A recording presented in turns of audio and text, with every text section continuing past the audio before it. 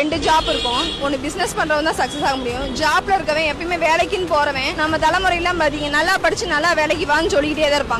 இருக்க ஜெனரேஷன் வரைக்கும் சொல்ற விஷயம் நல்லா படி நல்லா வேலைக்கு போ. வேலைக்கு போனா யாராவது சக்சஸ் அடைய முடியுமா? ஸ்டார்டிங்கே வந்து இவ்வளவுதான் பிக்ஸடா பண்ணி கொடுக்கறதா வேலைக்கு போறது. பிசினஸ் மார்க்கெட்டிங் அப்படிங்கறது நம்ம எவ்வளவு வேணாலும் அச்சீவ் பண்றது. பெரிய பெரிய பிசினஸ் மேன்லாம் இருக்காங்க இல்லையா, பரம்பரையா பிசினஸ் பண்றாங்க. அவங்க வந்து வாழ்க்கையில எவ்வளவு தூரம் அவங்க 4-5 தலைமுறைனால அச்சீவ் பண்ணிக்கிற அளவுக்கு அவங்களுக்கு கீழே வர ஜெனரேஷனையும், ஆனா வேலைக்கு போறவங்க ஜெனரேஷன்ல இருக்கவங்க ஒரு தாத்தா வேலைக்கு வரும், அப்பா வேலைக்கு வரும், பிள்ளை வேலைக்கு வரும், பேரன் வேலைக்கு வரும், அவங்க வாழ்க்கையில சக்சஸே காண முடியாது. பணம் வந்து பற்றாக்குறை இல்லாம இருக்கணும் அப்படின்னா அதுக்கு சிறந்த வழி வந்து பிசினஸா தான் இருக்கும். வேலைக்கு போறது சரியா வராது.